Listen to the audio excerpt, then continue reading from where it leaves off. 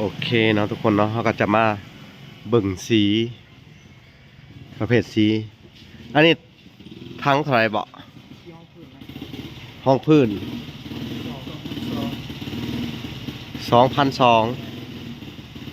ทางละ2,000นี่มัน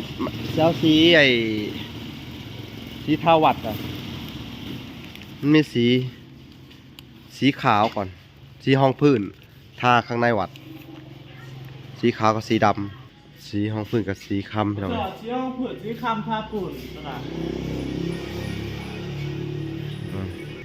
ของแท้ละสีคำไม่ใช่ไปเบิ่งดูเก่าเอาลงมาเลยมันถึกทั้งเท่าไหร่สีคำ2,300อันนี้ว่าเป็นเงินบาทเลยบ่สีน้ำเขาทั้งบ่อหลักกับเบยสบายดีก่อนเว้ยโดยสบายดีพอแม่เนาะสบายดีเนาะบ่หลักกับมีน้ำเลยพี่น้องเอ้ยได้ซื้อเป็นส่วนเงินเนาะกุ๊กกับผ่าได้ก่อน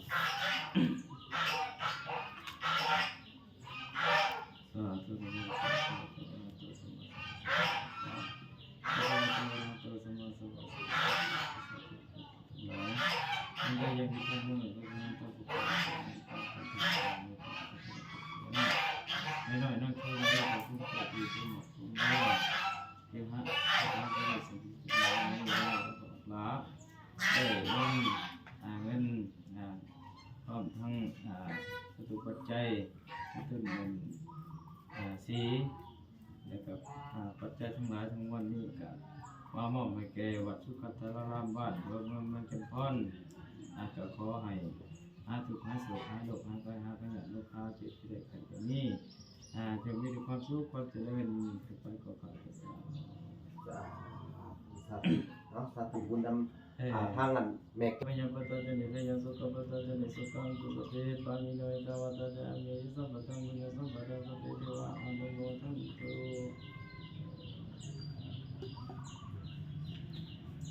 ปัจจัยของแม่แก้วเพิ่นก็ได้ถวายทางนั้นแม่เพิ่นอุทิศถึงแม่เพิ่นและครอบครัวของเพิ่นเด้อทางแม่แก้วเนาะทางแม่แก้วก็ได้อุทิศถึงนั่นครอบครัวแหละทั้งพ่อทั้งแม่เพิ่นได้เฮ็ดบุญนำเนาะ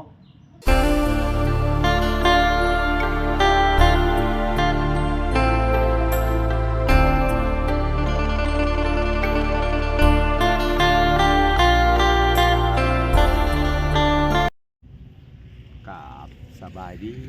พ่อแม่พี่น้องเบิดสุคนเนาะกันยินดีเข้าสู่ช่อง YouTube เบาหลาสายบุญคุณธรรมคือเก่าเส้นเคยเนาะทักทายสบายดี FC ทางฝั่งไทยและ FC ทางฝั่งลาวและ FC ทางต่างประเทศนำเด้อสบายดีพ่อแม่อยู่เมืองนอกเมืองนาพี่น้องเอ้ยเนาะมื้อนี้เบาหลากะได้มาเป็นสะพานบุญให้ทางแม่แก้วเนาะในการซื้อสีบูรณะวัดเนาะคนอื่นเบิดกับบุมียังหลายพี่น้องทางเบาลาและกะน้องเบยเนาะบุมียังสิตอบบุญแทนคุณแม่แก้วเนาะก็มีแต่คำอวยไส้ให้พรเด้อแม่แก้วจงมีแต่ความสุขความเจริญความเจ็บอย่าได้ความไข่อย่ามีเด้อแม่แก้วสาธุบุญนำเนาะอายุขวัญยืนเด้อคิดสิ่งใดก็ให้ได้สมดังมโนวังเนาะคิดทองให้ได้ทองคิดเงินให้ได้เงินเด้อสาธุบุญนำบุญคำนำสู่แม่แก้วจงให้มีแต่ความสุขความเจริญอายุมั่นขวัญยืนสาธุเด้อเอาน้องมื้อนี้กะบ่ล่ะก็จะพาไปซื้อสีเนาะพาทุกคนไปเบิ่งราคาสีว่าสิเป็นจังไดเนาะว่าเอาเพิ่นกะได้บ่ล่ะก็ได้คุยกับพระอาจารย์แล้วว่าเพิ่นก็จดรายการสีให้บ่ล่ะเนาะแล้วก็เบยก็สิได้พากันไปซื้อเนาะแล้วก็จะได้ไปมอบให้ทางวัดเลยเนาะพี่น้องเนาะทางวัดบ้านหัวเมืองจำพรแข้งสวรรณเขตโอเคเนาะทุกคนเนาะก็ไปติดตามและหับชมกันเลยเนาะพี่น้องเนาะโอเคไปเบิ่งกันเลยโอเคนะทุกคนเนาะเฮาก็ได้ไปซื้อสีแล้วเนาะพี่น้องเนาะ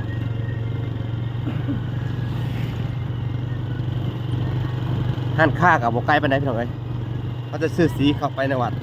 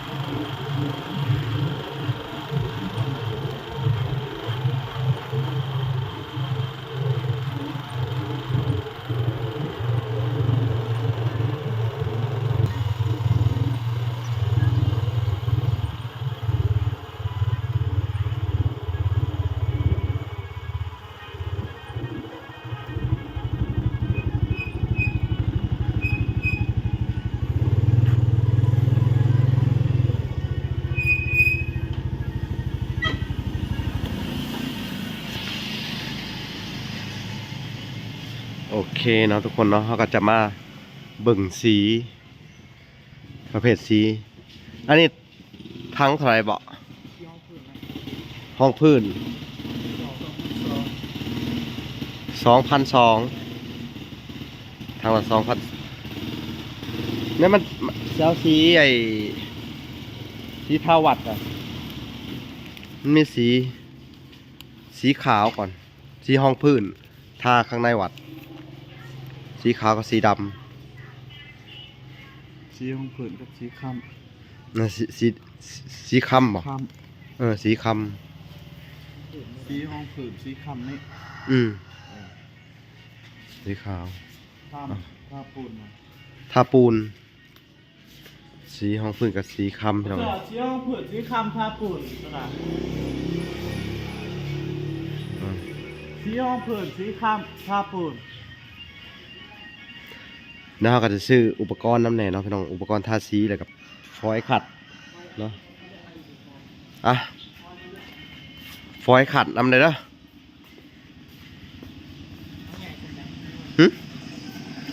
ฟอยล์น่ะเอา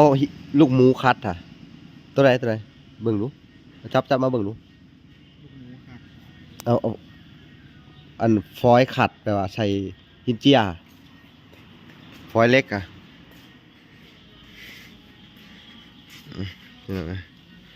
เบิ่งก่อนมีบอลนะอัน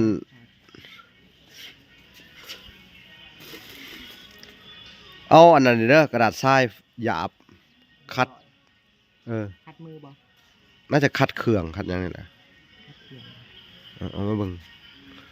นึกใส่เอาตัวหยาบเด้อตัวไหนเนาะพี่น้องไอ้นี่สงสัยตัวนี้แหละเนาะ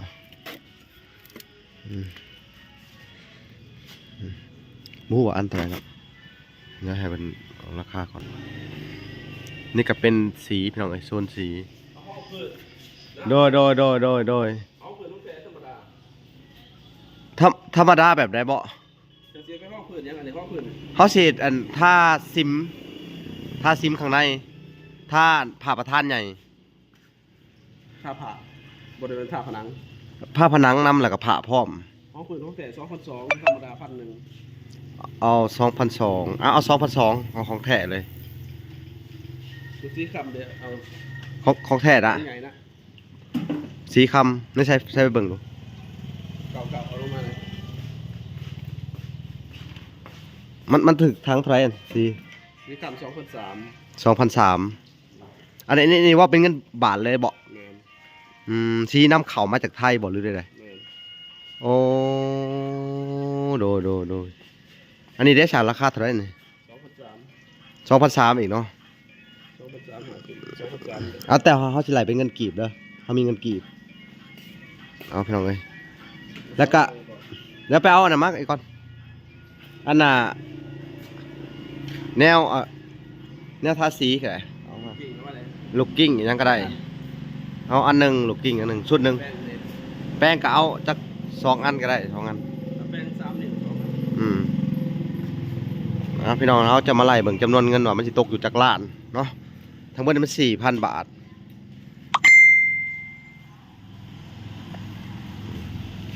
4,000 กว่าบาทเนาะมีแปลงมาโอ้แพงอ่ะสีถาดสีบ่มีบ่ถาดใส่อย่าว่ามีถาด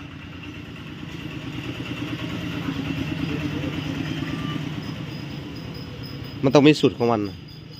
อ๋อบ่มีถาดบ่บ่มีเนาะแล้วเอาอันน่ะไอกระดาษทรายอันนึง2 อันก็ได้ปะกระดาษอันเอาใส่คัดเครื่องอะคัดใส่หินเจี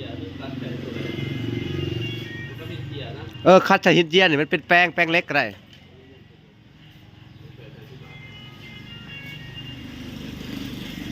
นี่เนาะทุกคนเนาะมาเบิ่งราคากันพี่น้องเอ้ยว่าสิตกประมาณเท่าไหร่เนาะ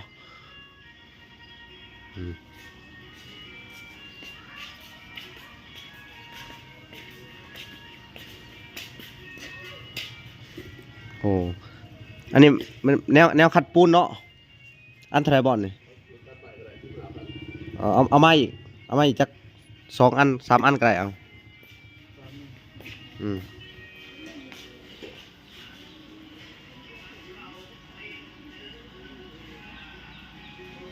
เดี๋ยวสิให้เพิ่นคูณจำนวนเงินออกมาให้เบิ่งเนาะพี่น้อง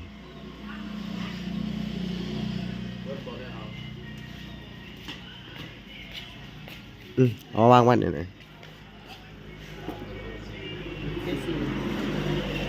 4 อันเนาะพี่น้องเนาะ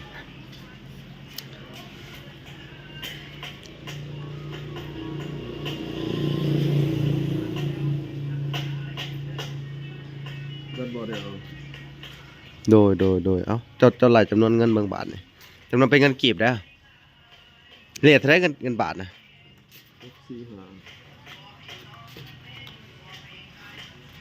ไหลขึ้นหรือไหลลงราคาปกติบ่นี่เรทมันเท่าไหร่ปกตินี่645เนาะ645,0003,33,000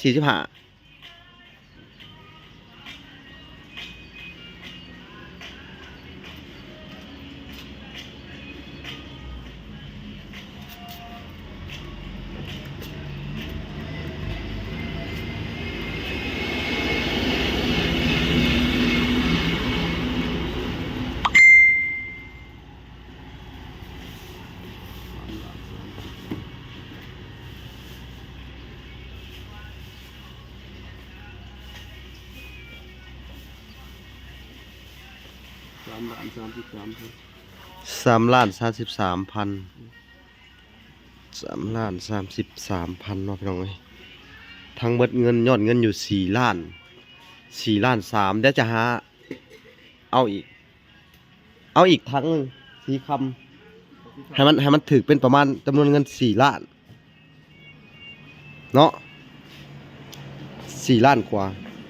เนาะพี่น้องเอ้ยตัวนั้นมามันก็เอาหารเบิ่งดูมันจะถึกว่า4 ล้านตัวนั้นมันล้าน480,000 ล้าน 400,000 บวกให้ตัวนี้ดู4ล้าน516,000โอ้4 ล้าน 500,000 4 ล้านงบมีอยู่ประมาณ4 ล้าน 200,000มันสิเกินงบเนาะทุกคนเนาะเดี๋ยวเฮาก็จะมีบ่ลุดกว่านี้ทั้งกว่านี้2 กิโลลองหารเรือเล็กๆหน่อยเขาก็จะทานให้ทางวัดเลยเนาะพี่น้องเนาะเอารถมา3,484,2 กิโลใช่ปกติมันปองละ 2,000 เบาะ 2,300มีเบาะแบบประมาณ 1,100 เหมือนยังไงบ่มีเนาะเอาพี่น้องยังสิเหลืออยู่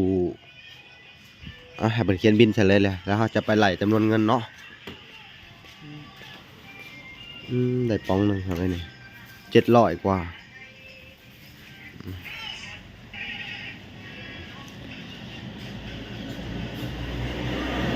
เขาจะเอา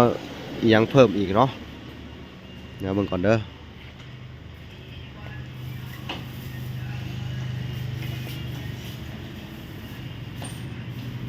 จะใช้บัตรเขียนบินให้เอาเนาะทุกคนทางบ่อหลักก็จะได้จ่ายเงินจำนวน3,485,000เนาะ1 2 3 4 3 ล้านโดย3,450,000เนาะโดยเอาโอเคขอบใจเด้อขอบใจหลายๆทางห้านเพิ่นก็ลดให้เนาะพี่น้อง 30,000โอเคเนาะบ่อหลักก็จะได้ไปมอบโอเคเนาะทุกคนเนาะเบาละก็เดินทางมาฮอดวัดแล้วเนาะทางวัดบ้านหัวเมืองจำพรแขวงสวรรณเขตเบาละก็จะถวายเป็นสีให้ทางอันน่ะเอาเว้ยมาเอาทางสีเข้าไปให้น้องเอาเว้ยเอาทางสีเข้าไปเนาะ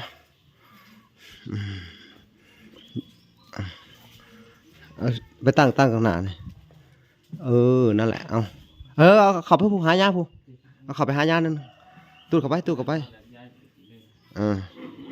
อันนี้เบิ้ลนี่เอาเข้าไปจ่ายทางน้องเอาเบิ้ลเพิ่นไป เดี๋ยวจะอ่านจำนวนเงินให้ทางพระอาจารย์เพิ่นฟังนำแน่พี่น้องเอ้ยจำนวนเงินจำนวนที่ใช้จ่ายส่วนเงินที่เหลือบ่ล่ะก็จะมอบเข้าทางวัดเลยเนาะพี่น้องเนาะโอเคเนาะเดี๋ยวเราจะเข้าไปถวายอันปัจจัยเนาะพี่น้องโอเคโอเคเนาะทุกคนเนาะบ่ล่ะก็จะได้ถวายปัจจัยของแม่แก้วเนาะอยู่ทางจาก USA เนาะแม่แก้วก็ได้ผากมาสมทบซื้อสีสร้างวัดบ้านหัวเมืองเนาะเมืองจำพรแขงสวรรณเขตก็ยินดีและขอบบุญขอบคุณเนาะนำแม่แก้วขอให้เพิ่นได้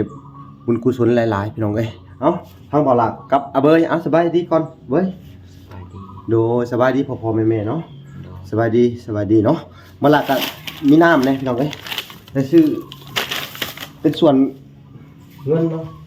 เดี๋ยวบ่ล่ะจะได้อธิบายก่อนพี่น้องเอ้ยบ่ล่ะจะได้อธิบายเล็กๆน้อยๆเนาะให้ทาง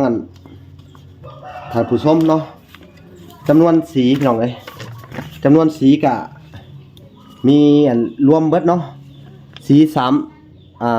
สีถังใหญ่ถังนึงแล้วก็สีค่ำนี่2กระป๋องพี่น้องเอ้ยมันถือกระป๋องป๋องละ 2,000 กว่าบาทเนาะจำนวนอันนี้ 2,200สีห้องพื้นสีขาว 2,200แล้วก็สีค่ำ 2,300แล้วก็อีกป๋องนึง700แล้วก็ในส่วนของอุปกรณ์การทาสีกับพี่น้องเอ้ยนี่รวมแล้ว4แสน40 30รวมเป็นจำนวนเงินเนาะรวมจำนวนเงินเลยก็3,485,000 กีบเนาะเพิ่นก็ลดให้เฮา30,000 กีบพี่น้องเอ้ยก็ทั้งเบิดจำนวนเงินทั้งเบิดก็4 ล้านเนาะพี่น้อง4ล้าน2แสนพี่น้องเอ้ย4ล้าน2แสนอีกประมาณ 20,000 พอเรทเงินมันขึ้นมันลงเนาะพี่น้องเนาะนี่ก็จะเหลือก็เงินที่เหลือบ่ล่ะก็จะมอบถวายให้ทางวัดเลยเพื่อเป็นปัจจัยใช้สอยในวัดในว่าเนาะก็ต้องก่อนอื่นเบิดก็ต้องขอบคุณหรือว่าขอบใจมาทางแม่แก้วที่เป็น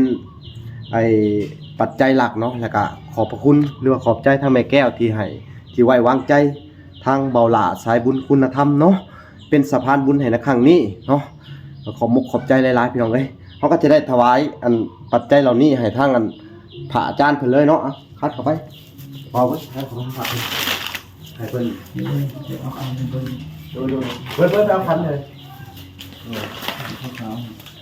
กระจายถวายปัจจัยเลยเนาะในส่วนที่เหลือก็700,000พี่น้องเอ้ยนี่บ่แม่นเลย นี่ก็เป็นจำนวนเงินเนาะ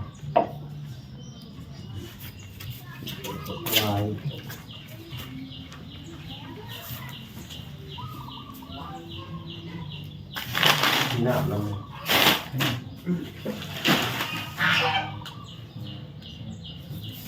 กุ๊กกับผ่าได้ก่อน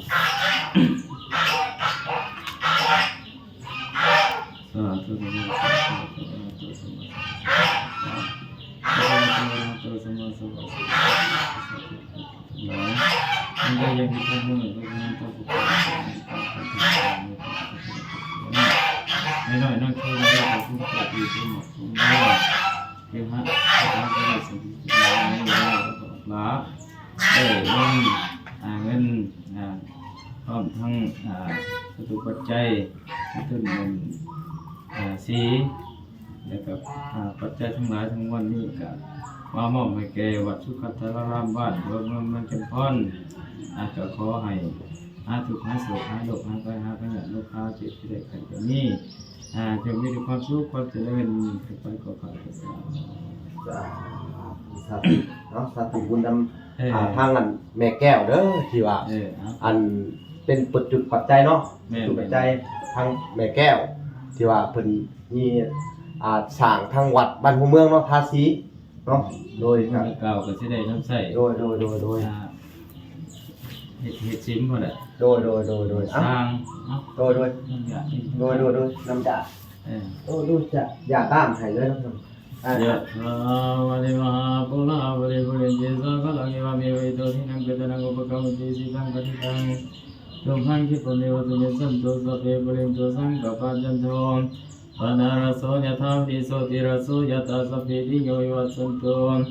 สัพพะโลกวินาศสันตุมาเตภวันวันตรายสุขีติกานิโกภวะอภิวาทนาสีวิสาริจังวุฒาปัจจยิโนจัตโลธรรมวัฏันติอายุวโนสุขังอาลั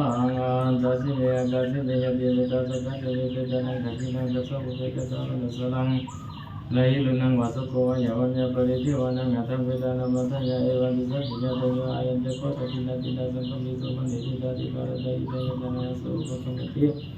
โสยติธรรมจายยังสัสสิโตเวทนามุสะเตตะโวนะนะปะนันตติปุณณะปะตินังตุมิปุญญังปัสสิตังนะปะปันติตุปะตะini tuka penyapata jenis yang suka pada jenis suka untuk lebih pagi dari tawat dan ambil sahabatkan menyesal pada seperti doa anda buatan itu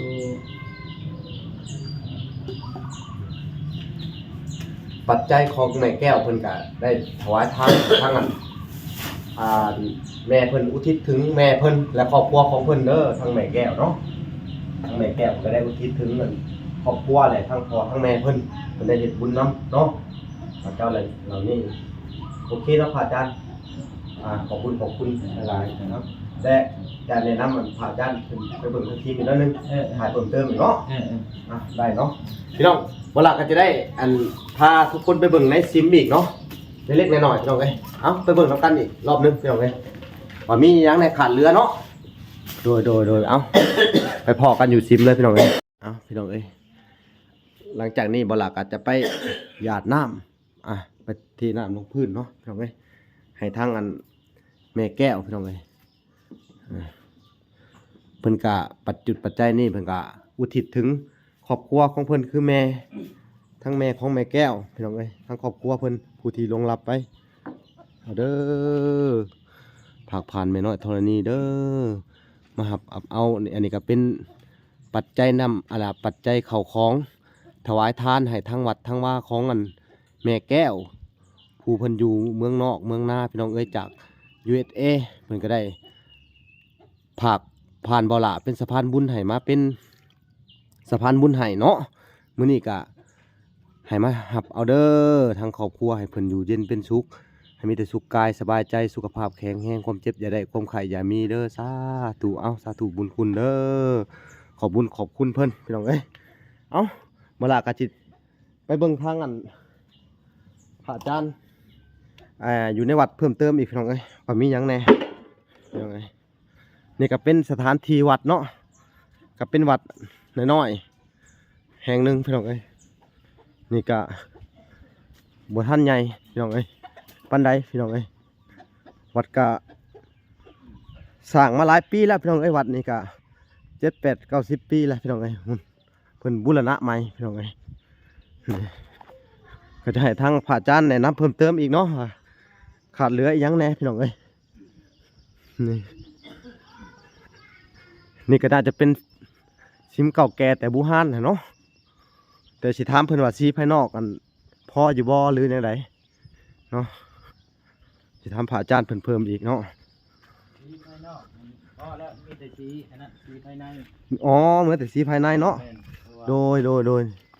คนจะนำมาถวายช่วงเขาพรรษาพอแหละโอ้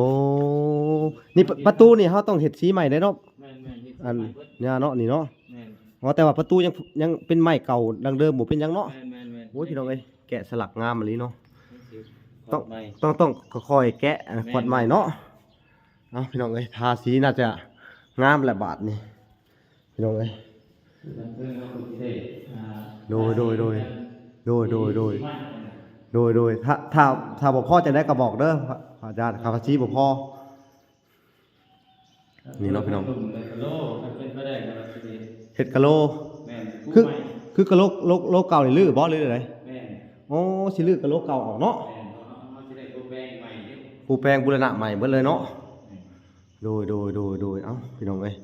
กันในส่วนกะโลก็คือว่าเก่าแห้งมันอันนั้นเนาะพี่น้องเอ้ยกะโลเก่าเต็มไปด้วยคราบปูนคราบหยังเนาะมันก็เลยคัดนี่บ่ออกเนาะยาเนาะโดยขออนุญาตบัตรคำเด้อทางองค์ประธานพระนี่ทางพระประธานพี่น้องเอ้ยขอหน่อยขอถ่ายทำแล้วก็ขอย่างเบิ่งนี่เด้อ ในส่วนประตูเนาะ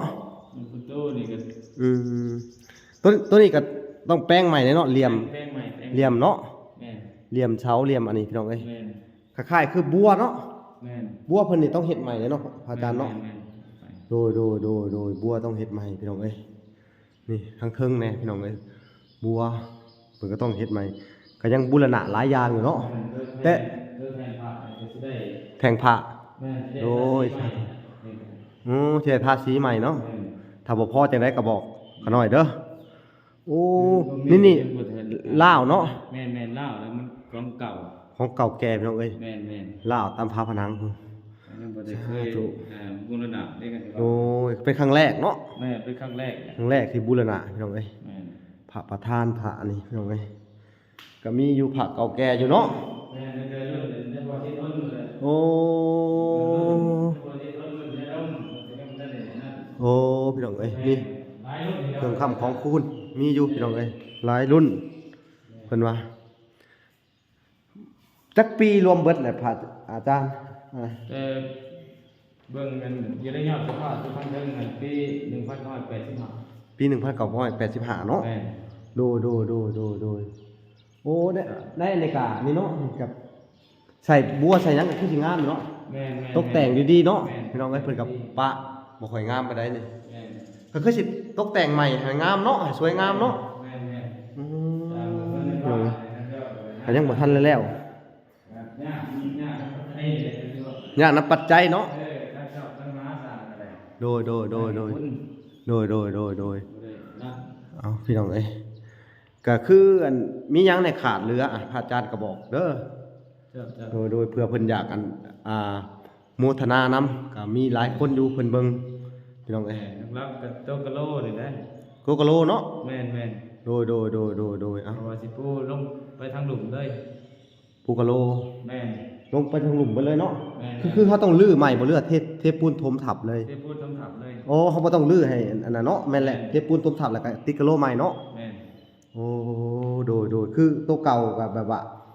โดนคาบปูนคาบอีหยังพี่น้องเอ้ยแล้วก็มันอันลิงลายเบิ่นแหละมันเก่าแก่แฮงหลายปีแล้วเนาะนี่เนาะ แม่นว่าพี่ โอ้ยเอาพี่น้องเอ้ยก็สิได้อันเบิ่งกันไปเรื่อยๆพี่น้องเอ้ยขาดเหลืออีหยังแหน่ก็สิให้ทางพระอาจารย์เพิ่นนั่นแหละเป็นคนบอกเนาะพี่น้องเอ้ยเอ้าก็บ่มีหยังหลายเด้อพระอาจารย์เด้อขน้อยก็พาออกไปจะไปขึ้นอันปุกกระต๊อบให้ทางอาเบย เด้อโดย มีจิตใจใส่ศรัทธา โดย อยากมาสร้างอยากมาโมทนานำกับฝากอันว่ายังอันพวกออกลาเนี่ยแหละ โดย สะพานบุญ โดย สมาก็ขอเป็นสะพานบุญนำกันเด้อตั้งออกเป็นญาติโยม โดย ขอให้บุญคำน้ำสู้ โดย ขอให้ภูมิบัติภูมิบ้าสิ่งศักดิ์สิทธิ์ทั้งหลายอย่าได้บัดว่าร่างอันนี้จะปกปักคุ้มครองปฏิบัติ อัน ผู้โมทนา โดยก็เป็นแม่แก้วจาก USA เด้อ นี่เนาะก็ให้เพิ่นสุขภาพแข็งแรงสมทานปีเก่าต้อนรับปีใหม่ก็ขอให้มีแต่สิ่งดีๆและเข้าหากันได้สาธุ สาธุบุญเด้อแม่แก้วสาธุบุญสาธุคุณนำพี่น้องเอ้ยก็ให้แม่แก้วเพิ่นจงมีแต่ความสุขความเจริญความเจ็บอย่าได้ความไข่อย่ามีพี่น้องเอ้ยให้แม่แก้วเพิ่นอายุมันขวัญยืนหั่นแหละพี่น้องเอ้ยค้าขายง่ายมืออิหยังก็ให้ขึ้นให้เกินให้หาเงินง่ายพี่น้องหาคำได้สะดวกสบายพี่น้องเอ้ยไปทางใดก็ให้รอดปลอดภัยให้คุณพระคุณเจ้าคุ้มครองเพิ่นพี่น้องเอ้ยทางแม่แก้วก็ได้เอ้าจังได๋ก็อย่าละคลิปนี้ก็บ่มีหยังหลายเนาะก็สิได้เดินทางกลับแล้วพี่น้องเอ้ยบ่ล่ะก็มีภารกิจสิขึ้นไปอันบ้านอาเบยพี่น้องเอ้ยไปเฮ็ดเฮือนเฮ็ดซ่านเฮ็ดกระต๊อบอิหยังให้เพิ่นหลายอย่างอยู่พี่น้องเอ้ยก็คือซิมนี่แหละพี่น้องเอ้ยซิมเก่าบูรณะใหม่พี่น้องเอ้ยทางวัดบ้านหัวเมืองก็ได้โอเคเนาะคลิปนี้ก็บ่มีหยังหลายพี่น้องเอ้ยบ่ละก็สิขอตัวลาไปก่อนพี่น้องเอ้ยพบกันใหม่อีกคลิปหน้าสบายดี